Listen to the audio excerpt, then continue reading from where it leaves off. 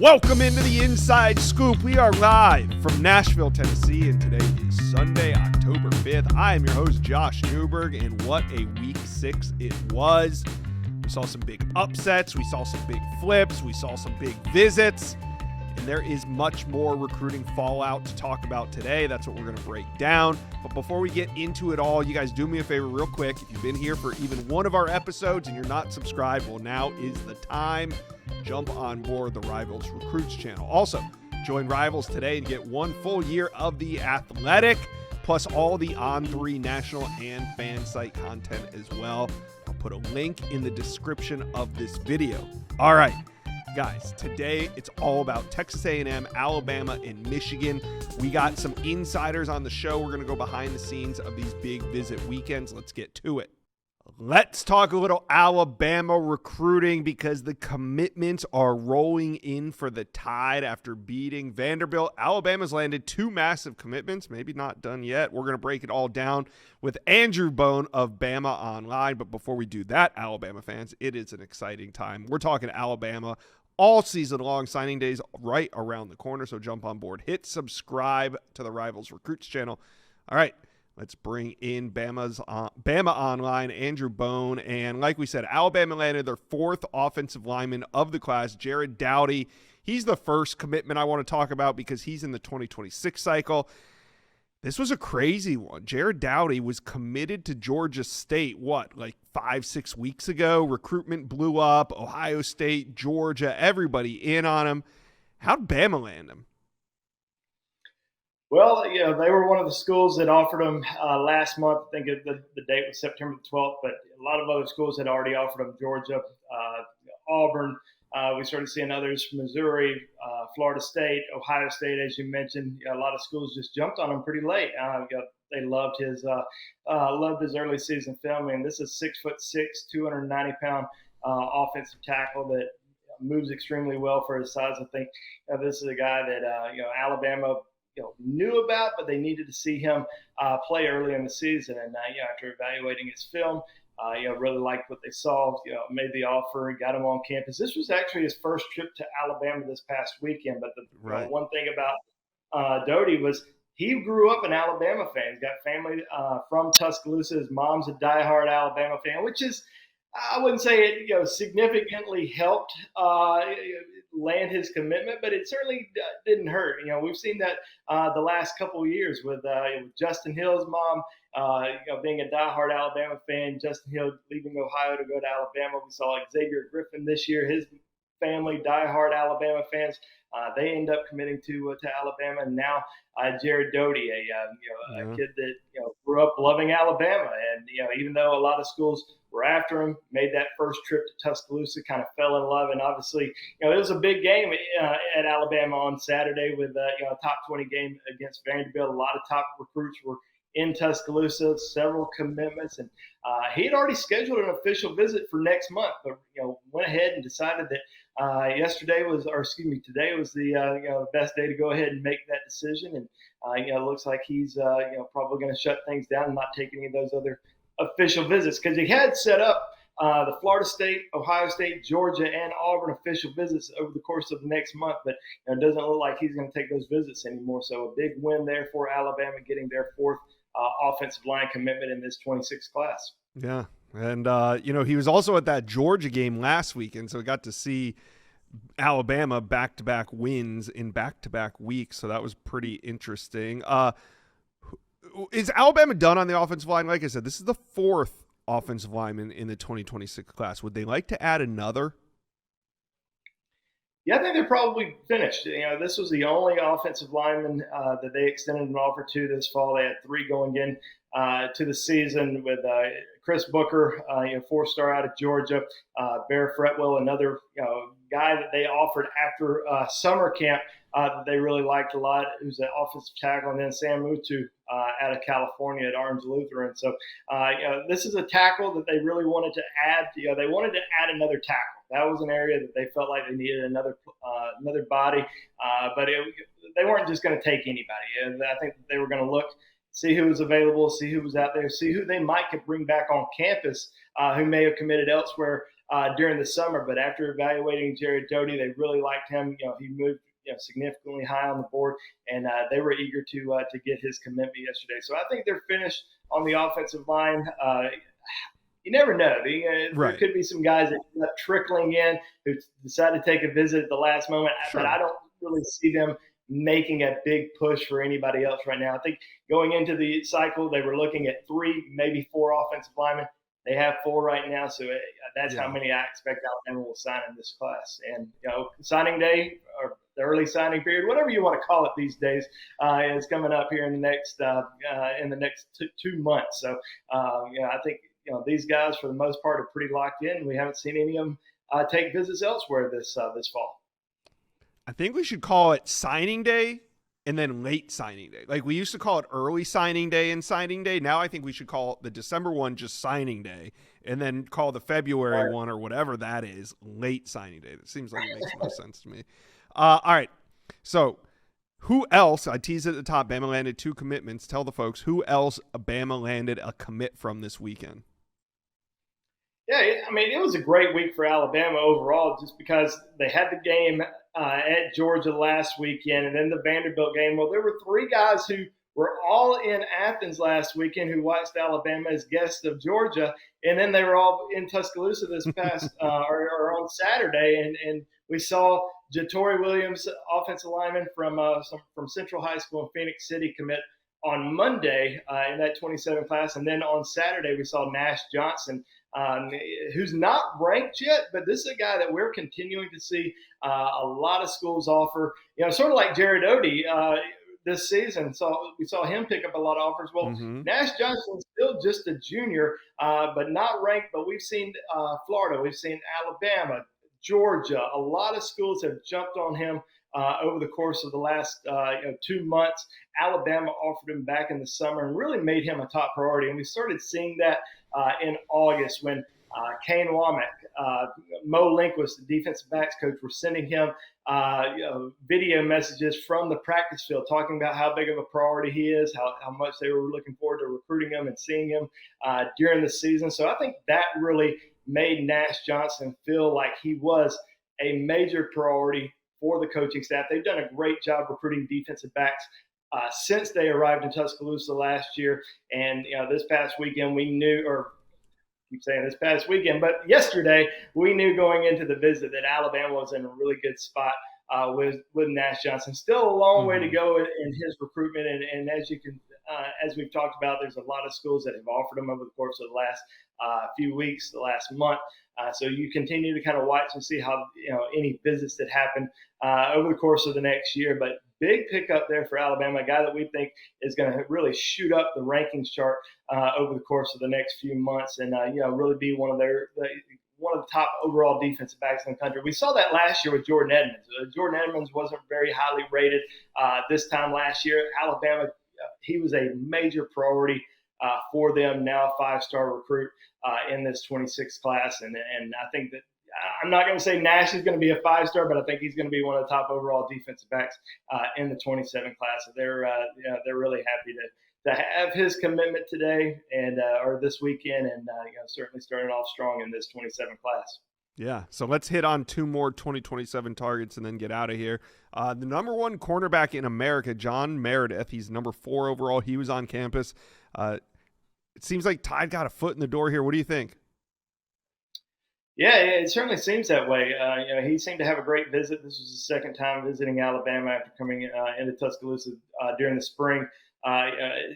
Showed a lot of good photos from the visit with Nick Saban, with Kalen DeBoer, with Mo Linquist. It certainly seemed like he had a great visit. He's kind of quiet. He doesn't do a lot of interviews, but he keeps things pretty tight-lipped. But based on all the comments that he was making on his social media posts, it certainly seemed like he had a fantastic visit. And he's a taller corner, in that 6'1", 6'2" range, and that's what Alabama's really been pushing for these last couple cycles. And they have one of the best secondaries in the country, and they've recruited really well these last 2 cycles, and I think they're going to continue, obviously, with the commitment from Nash Johnson this past weekend, and then I think with John Meredith, he's certainly going to be one of their top priorities. I would be surprised if we saw an early commitment from him. I think he's going to be one of those guys that we're going to see probably take official visits, but I think Alabama certainly has made a significant move in his recruitment and going to be one of their or one of his top overall schools when all is said and done. All right. Yeah. Speaking of names coming off the board, a lot of quarterbacks in the 2027 class are committed. Keegan Croucher committed to Ole Miss this morning. I believe that 6 of the top 10 quarterbacks in the 2027 class are now committed. So I'm looking at quarterback Trent Seaborn. He's from Alabama, but I know Miami is zeroed in on him. I mean, he's made a couple visits down there, but this weekend he popped up in Tuscaloosa. Is he's Bama to lose if they want him? I mean, to me, Andrew, it seems like they haven't really made him a priority yet, but maybe that changed over the weekend. Inside Scoop fans, let's talk game time. The NFL season is underway, and who doesn't love to see a live event, especially when you can go with some of your buddies? But the problem is tickets are never easy to find, and getting deals on those last-minute tickets can be frustrating when all you want to do is be there for the moment your team runs out onto the field. Well, thankfully, the Game Time app gives the advantage back to the fans. It's the hack for unlocking amazing ticket experiences, and it only takes a few simple clicks. The app's easy to use, and the Game Time guarantee, it means you can trust that you'll get 100% authentic tickets on time and at the best price. Plus, fees are always included, so what you see is what you pay. That's why I use the Game Time app. It's super simple, and it makes the experience of buying great seats a breeze. Also, one of the coolest features I've seen is the Game Time lowest price guarantee. It's where Game Time will credit you 100% of the difference to guarantee you're getting the lowest price if you can find cheaper tickets elsewhere. All right, so here's what we're going to do. We're going to download the Game Time app, create an account, use promo code InsideScoop. That's promo code InsideScoop for $20 off your first purchase. INSIDESCOOP for $20 off on Game Time. Last-minute tickets, lowest price guaranteed. Yeah, with Alabama, they haven't really – I don't know if they've really made any quarterback just a major priority just yet. They have 3 or 4 quarterbacks offers that are out there right now. They've evaluated. They're bringing in for visits. Colton Nussmeier out in Texas is one of the guys that they really like. Also like Elijah Haven out of Baton Rouge, who's going to be in Tuscaloosa in 2 weekends for the Tennessee game. But Trent Seaborn, an in-state quarterback, certainly a guy that they have evaluated – pretty much from the moment they stepped foot on campus a year ago, more than a year ago. And then they offered him after he led his team to a 7-on-7 championship in Tuscaloosa during the summer. They've continued to recruit him, continued to show heavy interest. Alabama was actually at Gunnar Rivers' game on Friday night. Gunnar Rivers, another in-state quarterback, has a lot of attention, a lot of offers. They haven't offered him yet. So Seaborn's the only in-state quarterback that they've offered over the last 2 cycles.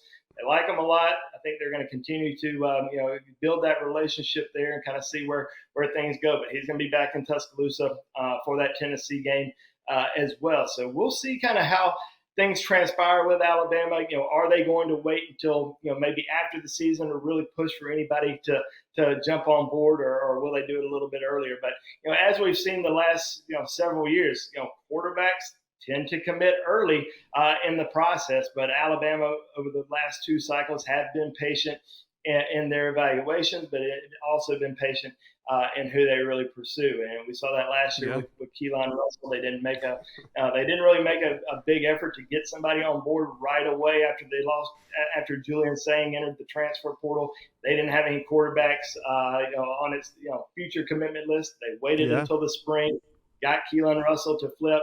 This past spring, we kind of saw the same with Jet Tamala. Jet Tamala flips from Iowa State. We've seen the season that he's had so far, breaking the Nebraska career touchdown records. But I think that this is a cycle where they already know the 27 cycles.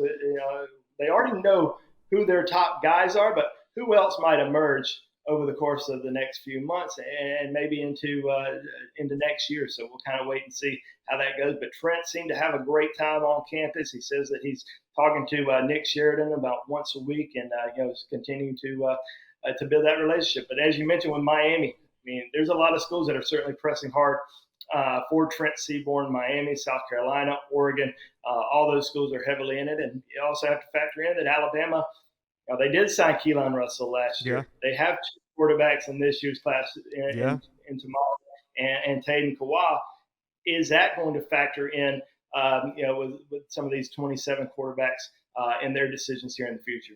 Yeah, it probably will. So good point. All right, Alabama fans, talk to Andrew and I. It's a busy week. You guys can go get more at Bama Online, but talk to us.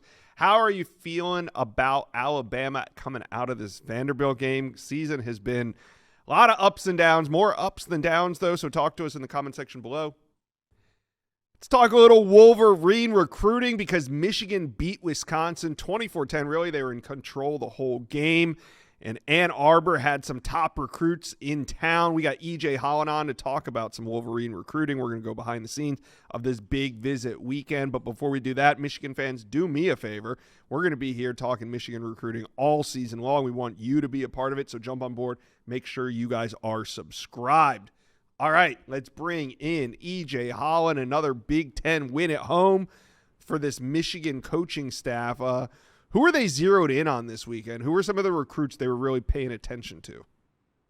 Yeah, you had 3 flip targets on campus this weekend. For a noon game, this was an extremely impressive visitors list. You don't often see a noon kickoff have these types of visitors, considering, it's kind of tough for Michigan, which is a national program, to get all these guys from all over the country on campus on time. But Michigan did a fantastic job of doing that. They got 3 flip targets on campus. 1 Georgia commit, Nick Abrams, Rivals 300 linebacker. Michigan's biggest remaining need this cycle is linebacker. They would love to flip Abrams away from Georgia. They really rolled out the maize and blue carpet for Nick Abrams, as well as Braylon Hodge, another Rivals 300 linebacker. He's committed to Michigan State. After the win over Wisconsin, he was on the field throwing the M, doing that, even though he's committed to Michigan State. I don't expect him to stick with Michigan State. I do think he's going to flip. I'm not sure if it will be Michigan. There are other contenders here. He's set to make OVs to Oregon, Missouri, Texas. Michigan is trying to get him back in for the game against Ohio State in late November, which probably needs to happen if they want to win out in this recruitment. But they were all in on both the linebacker flip targets. I mentioned linebacker is the biggest remaining position of need for Michigan, but you could also make the argument that cornerback is right up there. Michigan got a surprise visit from Baylor commit Jamarion Vincent, who is also in the Rivals 300. He's a guy that Michigan really, really likes. He's from Waco, which is where Baylor is located. So on the surface, you would think this is a tough flip. There are some things working in Michigan's favor. 1, the Wolverines are willing to spend on NIL for a top cornerback. So thinking about Michigan versus Baylor on the NIL side, I'd give the advantage to Michigan for sure. 2, Michigan secondary coach Lamar Morgan. He is a Central Texas native. He's originally from Copper's Cove, which is only about an hour away from Waco. 3, Morgan's already flipped a Baylor commit. Jordan Deck also happened to be on campus this weekend. Deck and Vincent spent some time training together this summer. They are friends. I think Deck will help Michigan in this recruitment. So Vincent is certainly a flip possibility for Michigan at the cornerback position. So those 3 flips were the guys that Michigan was really zeroed in on, as well as 5-star running back commit Savion Hyder. Nothing to worry about there. Just wanted to throw that out there. I think everybody was really excited to see Savion in the big house. He is slated to be back for the game against Ohio State and will enroll early. And I think they were excited because it shows a lot of effort in getting there for a noon game, considering Savion Hyder had a Friday night game of his own in the state of Virginia, and he had to, obviously wake up early, travel, and make it to that noon kick. So I think people were excited for that reason. You mentioned the flip targets, and there's 2 linebackers on campus, Nick Abrams, Braylon Hodge. Would Michigan take them both? I think so. I think it's going to be difficult to get Yeah. both, but I think they would definitely make room for both. Like I said, with linebacker being such a big need this cycle and both of those guys being high on the board, I think they would certainly find a way to make room. You look at Nick Abrams, he's been at the top of Michigan's board since early spring. He's always been the guy. And then Michigan does a really nice job of finding linebackers late. They did so with Jimmy Rolder a couple of cycles ago. They always, not just at linebacker, at multiple positions. I think Michigan does a really nice job of finding those late senior risers, which Braylon Hodge going from a 3-star to, I think he's number 170 something in the Rivals 300. Overall, I think Michigan, like I said, really needs linebackers. They would love to have both. I think Abrams and Hodge are a little different in their play style, in their builds. They would actually complement each other really well. Michigan is pushing for a couple of other flips. There's some guys committed to Iowa that Michigan really likes, but I think that Abrams and Hodge, those are the clear top two on the linebacker board. So I feel like you have to take them both. Yeah, I get that. All right. Let's talk a little bit about Julian Walker. Now, he's committed to Michigan, and it has been for some time now, but any concern over the recent visits to South Carolina, and then this weekend he showed up at UNC? I think it was a little concerning that he visited North Carolina when he was originally scheduled to visit Michigan. So he was supposed to be in Ann Arbor this weekend, canceled that trip, and didn't have another visit set. He just, kind of randomly decided to go to North Carolina. I shouldn't say randomly, North Carolina has been working in this recruitment for several months, but still that wasn't a program that he was set to see this fall. So I think it caught us a little off guard when that happened. Now, I think on the Michigan side, you say it is a noon kickoff. It is tough after a Friday night game to get from South Carolina, Columbia, South Carolina, all the way to Ann Arbor in time for that noon kickoff. So they are looking to get back to Ann Arbor, Walker and his family are, for the game against Ohio State. Problem with that is that's not until after Thanksgiving, right? So there's plenty of time for South Carolina to continue to get him on campus. His father is a strength coach on the South Carolina staff, so I think that's a big plus for the Gamecocks. He's right in Columbia. He can go over there anytime. So South Carolina has a lot of time to work with between now and late November when he's supposed to be at Michigan. And Walker hasn't been to Michigan since his official visit in June. So that gives us a little reason for concern. Now, North Carolina, not as concerned about. I mean, what was the score at halftime? Like 35-3. People were running out of the stadium. It got ugly fast in Chapel Hill. It got ugly fast there, which was certainly a positive for Michigan when you look at the Julian Walker recruitment. I mean, that game was an absolute disaster in Chapel Hill. So not overly concerned about EJ, during the game, I don't know if you saw, but Ethan McDowell of the Wolverines site tweeted out just a list of potential future, Michigan's commit list on the defensive line. And during the UNC game, Julian Walker liked it. So he had some time there when he was watching UNC get spanked to kind of look at Ethan's outlook for Michigan's defensive line in the future. Yeah, that's a positive, right? No, that's positive for sure. And I think Ethan's done a really good job of covering that recruitment and has really gotten some positive vibes from Julian Walker's dad, who has always talked to us here on the Wolverine despite being on South Carolina's staff. I think Julian and his dad both like Michigan a lot, really like what it has to offer. Julian's dad actually spent some time on Ben Herbert's staff at Wisconsin. Ben Herbert was the big name strength and conditioning coach at Michigan during the Jim Harbaugh era. So I think that part is a little interesting. His father is also originally from the state of Illinois. So, a lot of times, kids in Illinois grow up rooting for the University of Michigan. So I think, there's familiarity there. There's still family in the Midwest too. So Michigan can certainly keep Julian Walker in the fold. I think he committed for a reason, but like I said, there's a lot of time between that official visit he made in June and in the late November visit he's supposed to make. So South Carolina, for me, is still a concern. South Carolina defensive line coach or outside linebackers coach Sterling Lucas, he's one of the best recruiters out here, man. So, anytime he's involved, it gives me some pause. He's had some good wins over the Wolverines, Dylan Stewart, Nick Harbor, those guys come to mind. So I'm very cautious when it comes to Walker and South Carolina. But again, I think if he makes it to the late November visit to the Big House for the game against Ohio State, then Michigan's chances to keep him obviously increase dramatically. All right, last week you and I had a great conversation about Charles Woodson Jr. and the strategy that Michigan is kind of using to recruit him or has used to recruit him. And then this weekend, there's been some predictions rolling in for Charles Woodson to Michigan.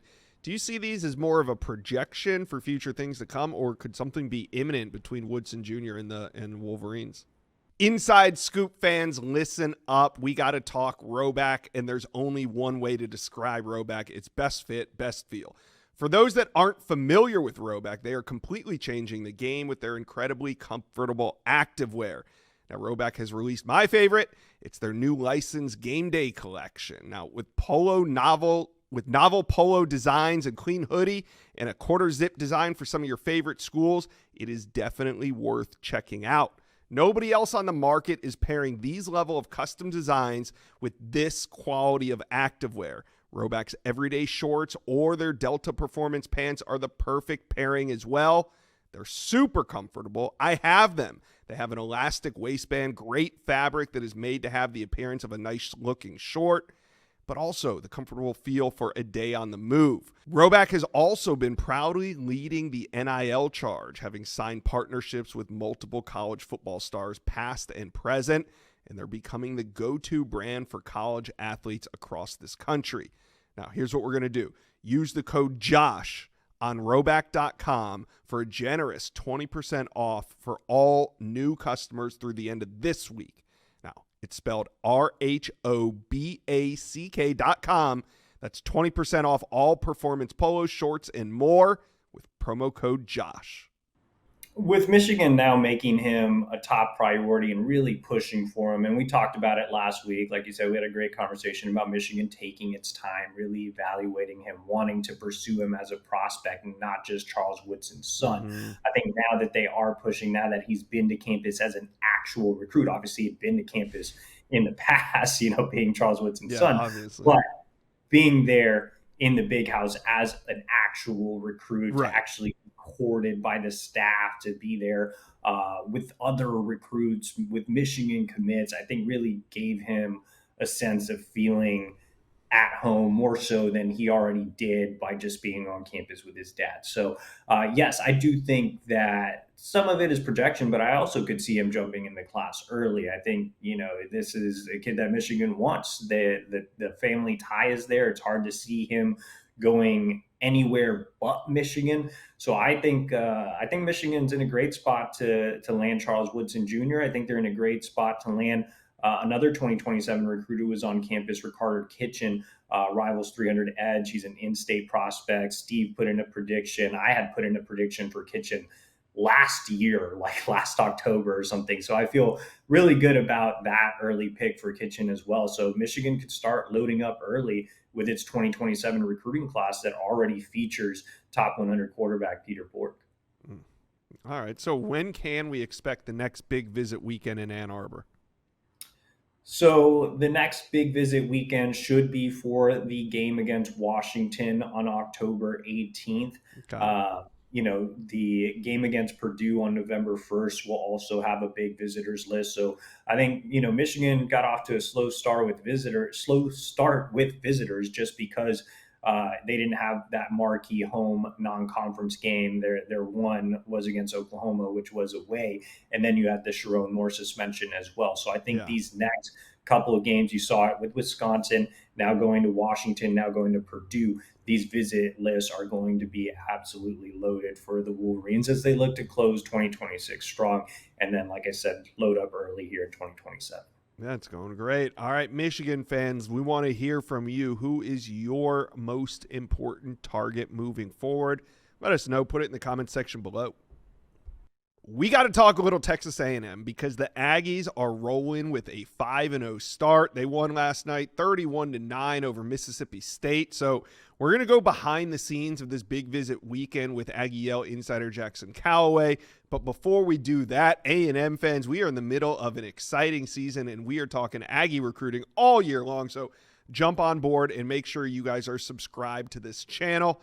All right, let's bring in Jackson Calloway. So what's been the recruit reaction to this 5-0 start? It's been positive. I think especially after the Notre Dame game, I think you kind of started to notice things were changing with the recruit reaction, especially, when you talk about the offense and how much that's changed and the receivers have been more incorporated than ever. I think it's been an impressive start. They obviously want to keep that momentum going. But I think now you're kind of, especially on the recruiting side of things, you're starting to see some momentum that I don't think you would have expected before the season started. Yeah, you didn't really see this excitement out of those Jimbo Fisher archaic offenses. It was kind of hard to sell some of these explosive playmakers on that, whereas now it's like proof of concept. It's on the field. It's in front of you. All right, so let's get into some of these big-name recruits that were on campus. I didn't see offensive lineman Kennedy Brown, the number one offensive tackle in America, 5-star prospect in that 27 class. Also, Edge Zyron Forstall, 2 headliners this weekend. How did Texas A&M do with these two? Yeah, both of them are kind of those type of guys to where they're really highly touted. I think Forstall has been a guy that LSU has been kind of maintaining the pace for. USC's another school as well. But I think with both of them, they're kind of guys where Texas A&M, they needed a season like this to where they can kind of get kickstart and kind of catapult themselves forward. I think they've done just that. They're kind of looking for that elite edge. I think Forstall fills that need. He's obviously the number 2 player in the country. Brown obviously fills a big need as well on the tackle. A&M's going to be losing 3 or 4 of their starting linemen after this year. So kind of looking long-term, I think Brown's a big key. They have some other 5-star talent on campus. I think Ismael Kamara is one of those guys where he's still really raw, but he's as talented as anybody. And so we'll see what happens, but I think they've really positioned themselves well early. All right. So what other big-name 2027 recruits do you think the Aggies made a move with over the weekend? Yeah, I think they continue to kind of shape up themselves in a really good spot for landing Williams-Callis. I think LSU is kind of the main competition right there. We continue to talk about how A&M's recruiting the running back position. KJ Edwards, Jonathan Hatt in this class. But I think when you look forward to next year, he's their clear number 1 guy. He's the only guy that I think is getting this much attention from the staff. I think A&M right now has been able to really get close with LSU. I think LSU's been kind of controlling that one as of late, but I think they're there. Jaquan Snell, another safety from Waxahachie, I think that he's a guy that A&M's kind of climbing for. I'd label them as the leader right now for him. And he's just an elite defender, and they've been looking for that elite safety for some time now. I think that he may be the guy that finally fills that need for Mike Elko. All right, so another week, another primetime game coming up for the Aggies. This time it's the Florida Gators coming to town. Now, we know Texas A&M likes to get into the state of Florida and recruit, so this could be a game that has not just on-field implications, but recruiting implications as well. Do you think that Texas A&M is going to try to load up the sidelines with top recruits for this one? Absolutely. Of course. And I think they've already started to do that as well. I think when you look at the guys expected next week, we've kind of talked about it a little bit on Aggie Yale, but KJ Ford, a Florida commit, defensive end from Duncanville, he's kind of been looking around as of late. I think that's a guy, if Texas A&M decides to take another defensive end in the class and they're not able to go to get a Tate Jones, I think KJ Ford could be a guy they go and get. He came to campus a week ago for Auburn. He was scheduled to be here for Florida. We'll see if that actually takes place, but I think that's one guy that's coming. Gavin Williams, a safety, top 150 guy. He's someone that USC, I'm told, has kind of been controlling the pace for as well so far, but I think A&M could really make a play there. He's another one of those key guys I think they're really excited to get on campus. All right, so you watched it. The Florida Gators knocked off the Texas Longhorns, A&M's rival, and now they come to College Station. How are you feeling about that game? What do the Aggies need to do to win? Yeah, I think they need to continue to protect the ball. I think that's one thing they've done really well all year. They've been able to run the ball really well when they need to as well. I think that you really want to start getting drives put together without the penalties. I think that's been the one thing for Texas A&M that's held them back.